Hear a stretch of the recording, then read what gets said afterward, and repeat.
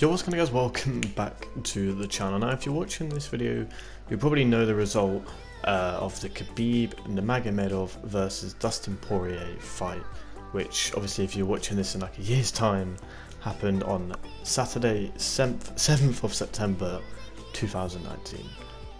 Myself with the likes of MVP Tsunami, we watched the main fight. I watched some of the prelims and co-main event, the co-main event, which was really good. Big respect to Felder, who beat Barboza. It was a really close fight, and it could have went either way. So yeah, well done for Paul Felder for winning it back, you know. And yeah, you can see in the interview how much it meant to him. Now, obviously, this topic of today's video is obviously about the Dustin Porier versus Khabib fight. Obviously, especially after the Conor McGregor fight, I don't know if you guys will know this, but I am a huge Conor McGregor fan, and don't get it mixed up with me being a fan of his recent actions. I'm a fan of him inside the octagon, not outside of it. Well, 9 times out of 10 I am, but in the last year at least, he hasn't been respectable at all. He hasn't made it easy to respect him, is what I'm trying to say. Obviously, you know, the bar incident, the bus incident, and other stuff, and yeah. But like I said, I have nothing against Khabib, even though he completely destroyed. He out wrestled. I guess you could say fought. I mean, it really wasn't a fight. I mean, don't get me wrong, Khabib, what he does on the ground is absolutely unstoppable. But me personally, like, I've had the smallest MMA experience. I don't really consider it fighting. Although, I mean, round 1, he kind of matched Poirier on the, you know, on feet. So fair play. So round 1, Poirier did really well defending a takedown, and it took Khabib a good like 2 minutes, I'd say, to even get Poirier on the ground. And you know, and it didn't really leave Khabib too much time to work.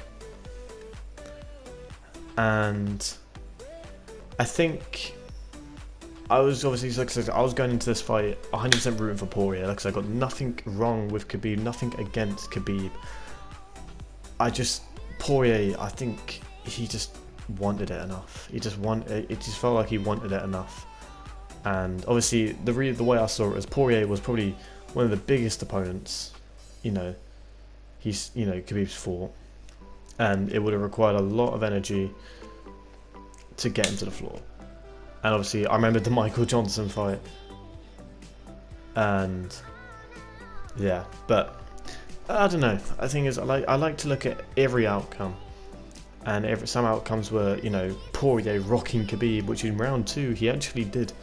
Round 2, he tried to put the pressure on Khabib and put the pace on that he said he would in the interview, and he actually did. I think he actually, in my opinion, he looked like he rocked Khabib. Like, I remember hearing Conor McGregor saying, you know, he's afraid of a smack, and from what I saw tonight, he is. Like, Khabib got hit. It wasn't even that hard of a punch, but he was running away from he was running around, and like if he tripped over and stumbled or whatever, like, Khabib, like Poirier might have even took that round and even stunned Khabib a little bit. And when I say stunned, I mean like Khabib be like, right, you know.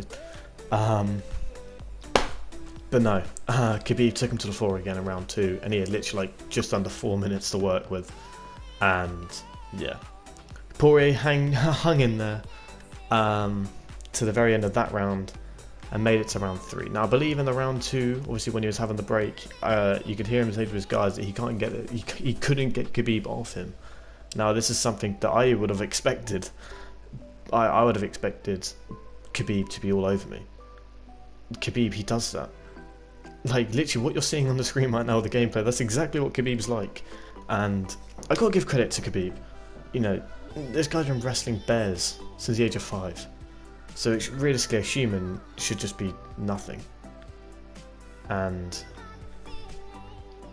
yeah. But round 3 was very interesting.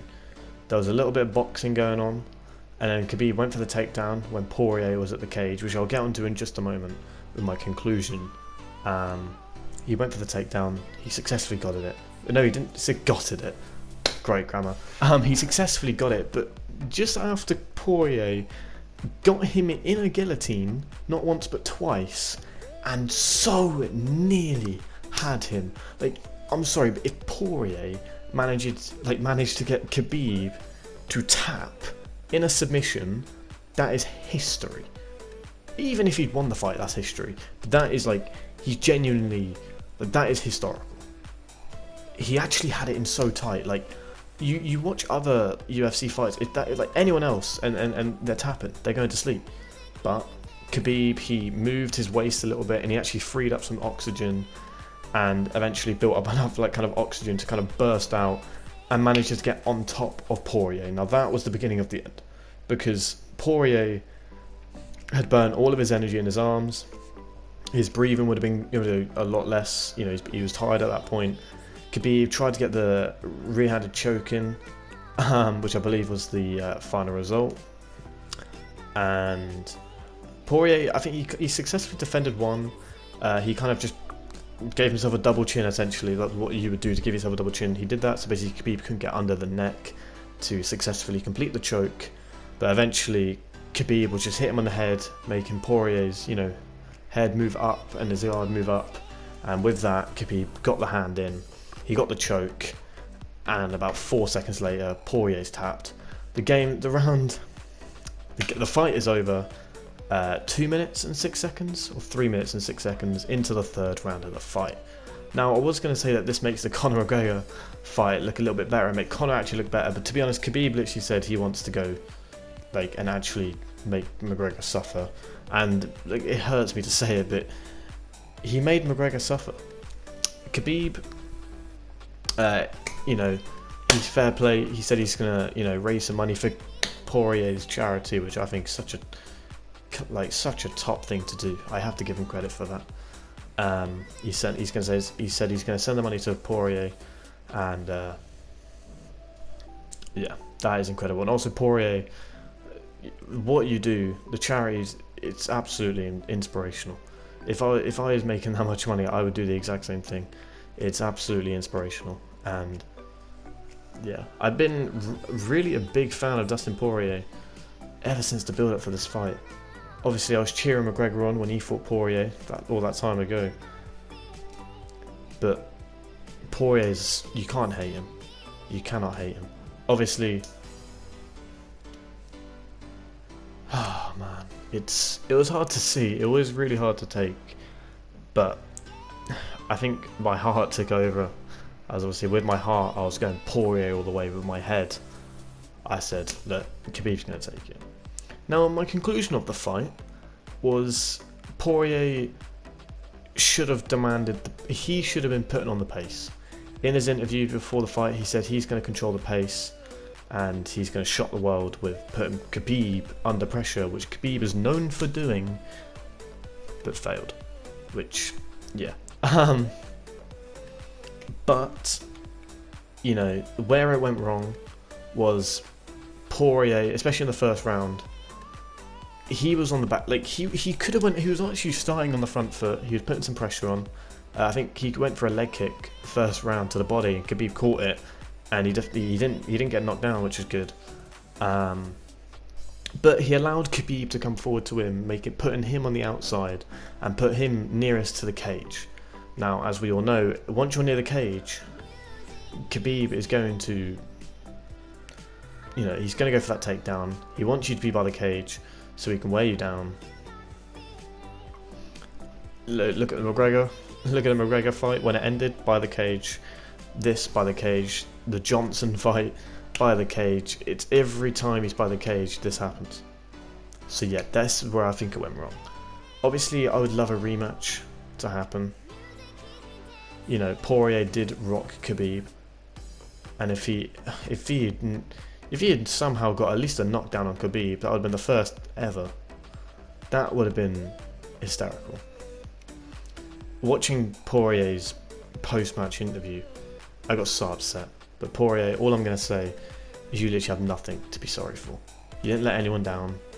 Stepping in the ring, or the octagon, with Khabib was enough, in my opinion. And I definitely think Khabib should be fighting Tony Ferguson next. That is definitely the fight we all want. But anyways, it's been your boy MVP. Thanks so much for watching. Have a great day, and I'll see you guys later. Bye bye.